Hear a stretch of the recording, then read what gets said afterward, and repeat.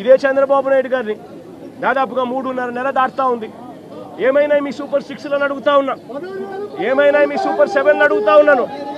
ఇదే పెద్ద మనిషి చంద్రబాబు నాయుడు గారు, ఇదే జగన్ ముఖ్యమంత్రిగా ఉండింటే, వైఎస్ఆర్సీపీ ప్రభుత్వం ఈ పాటికే ఉండింటే రైతులందరికీ కూడా ఈ పాటికి రైతు భరోసా సొమ్ముబడి ఉండేది, రైతులందరికీ కూడా ఉచితంగా ఇన్సూరెన్స్ అందుండేది. రైతులందరికీ కూడా ఎందుకు ఈ విపత్తులు వచ్చాయి? ఈ విపత్తులు వచ్చి ఇంత పంట నష్టం జరుగుతూ ఉంది.